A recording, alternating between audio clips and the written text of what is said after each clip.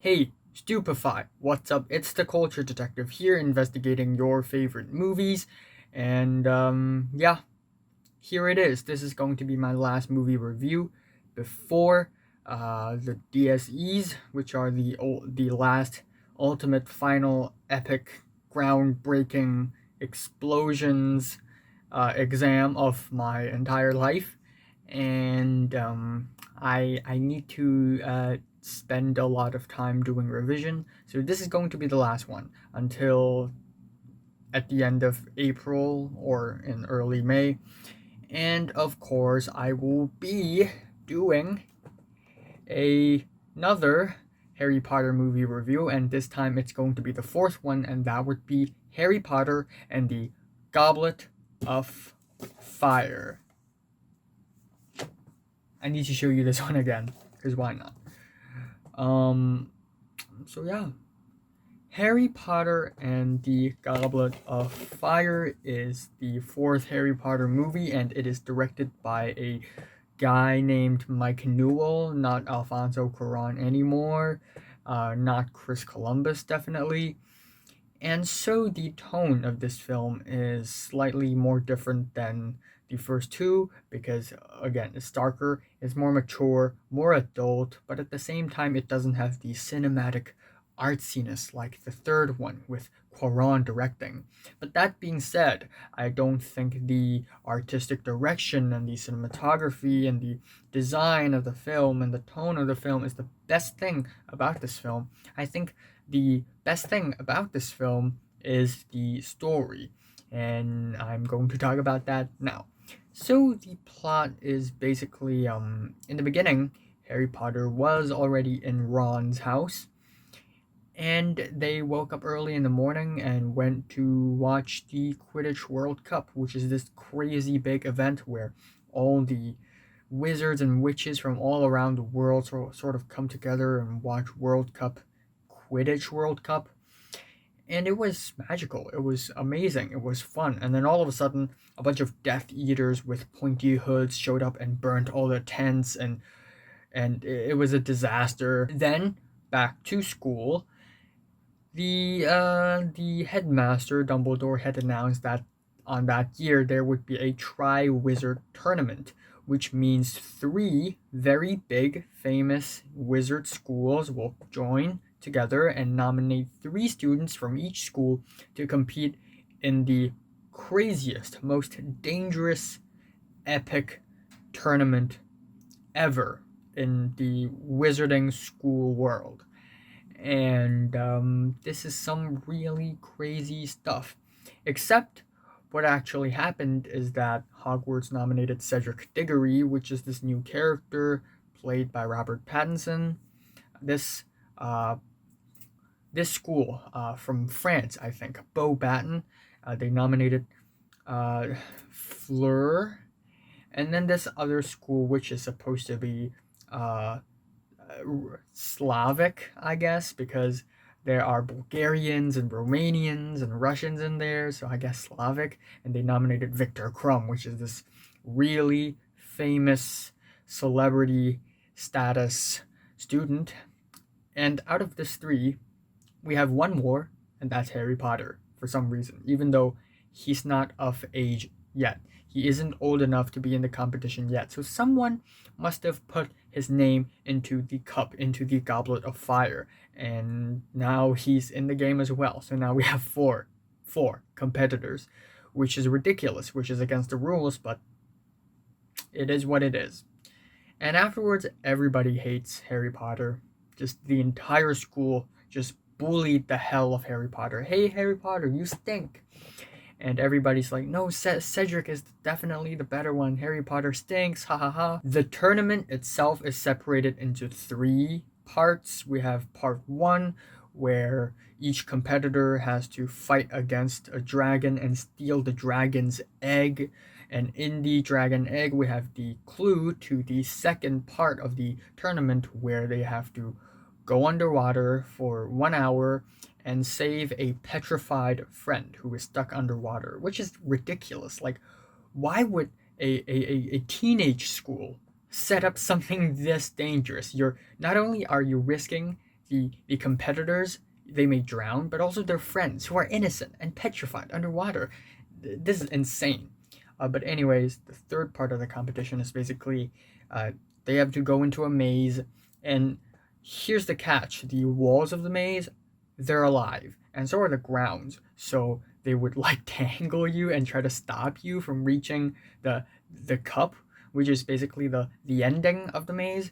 And once you catch the cup, once you hold the cup acts as a port key, which means you're going to teleport to another place, and that place would be the ultimate ending, and everybody's going to cheer for you because you're the winner. Except that's not really what happened at the end. I don't want to give any major spoilers, but basically at the end, something went wrong, and Harry Potter and Cedric didn't make it to the end. They somehow ended up in a cemetery where Voldemort got revived, and oh my gosh, that was a dark scene. The ending was dark, and Ray Fiennes' performance as Voldemort is legendary. I just can't find a better actor who can portray Voldemort.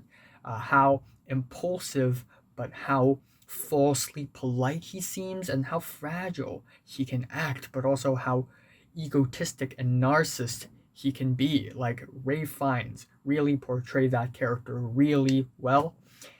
And yeah, we also have a bunch of ball scenes in this movie, so there's that. I'm going to talk about that later. We also get the introduction of another new character, which is Mad Eye Moody, which is this really eccentric, crazy, out of his mind teacher who is the new Defense Against the Dark Arts teacher, and he's crazy. There's this scene involving a spider where he's like, haha, I'm putting this spider onto your head. And everyone's like, oh no, there's a spider, ha ha ha ha. And the guy with the spider on his head is like, oh no, there's a spider, ah. And then he just keeps moving the spider. It was a lot of fun. And then suddenly the tone just changed. It just de-escalated very quickly when Mad Eye Moody was like, okay, now do I throw it out of the window? Do I drown it in the water? And then he started talking about the forbidden curses, which is a really messed up scene. Another thing I like about this movie is that it shows how stupid the press is. When the competitors for the Triwizard tournament were selected, the press were asking them questions, and the presswoman, she's stupid. I hate her. Okay, so let's continue with the review. I took a small break because my phone ran out of storage space. But anyways, I love how this movie sort of tackles the press as well.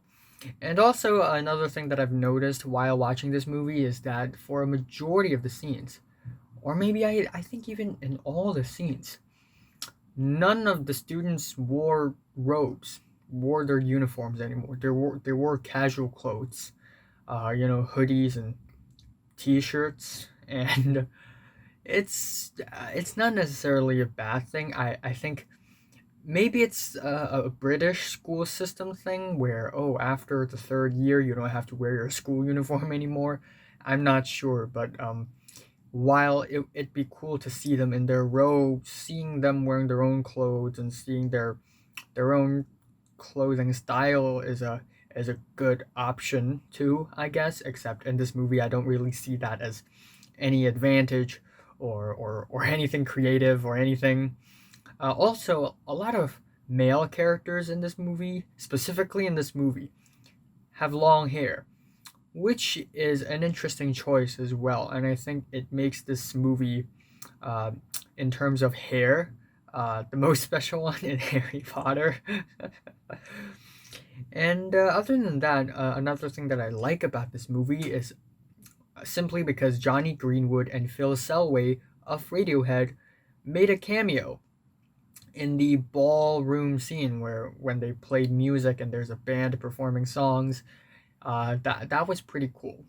Which, now that I'm talking about it and now that I'm thinking about it, this movie is actually way more musical than any other Harry Potter movies there are. I mean, right off the bat, we get an introduction scene where two of the other schools sort of enter Hogwarts. And at first, the first time I watched this movie when I was a kid, I thought, hey, that's a pretty cool scene. But now that I've watched this, it's like a dumb musical intro. Hey. Okay. Second of all, there's this other scene where Harry Potter tries to open the egg, the dragon egg, underwater, and it sings a song as well. And then in the ballroom scene, there obviously is a lot of music as well. So this movie is quite musical as well. But I'm actually not a huge fan of the ballroom scenes where all the teens are just dancing. Um, I don't hate this scene though. I think it tries to be realistic and relatable to real life high schoolers, except in places like Asia, these kind of things don't actually happen. So I can't really relate to that. But even so, I don't think this scene or these scenes surrounding the ballroom dance really serve anything to the plot. It just amplifies the teenage problems of the Harry Potter universe, which is similar to that of real life, the Muggle world, I guess. And also, in the first half of the movie, Ron is a total friggin' jerk.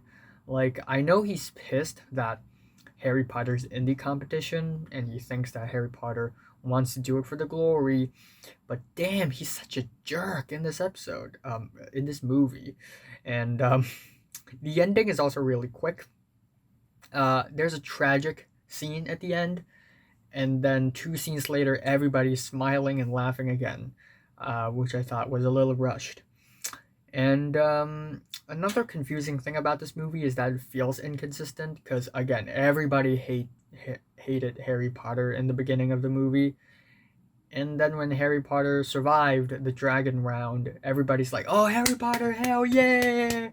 Like, I get it, but when it's done in a scale this big, when the entire school hated him, and then a few hours later loved him, and then 1 scene later hated him all over again, it's a little inconsistent. If it's more gradual and more natural, and and if it doesn't feel so rushed, then maybe it makes more sense. But I just don't buy it all that much in the movie. But other than that, I don't think this is a terrible movie at all.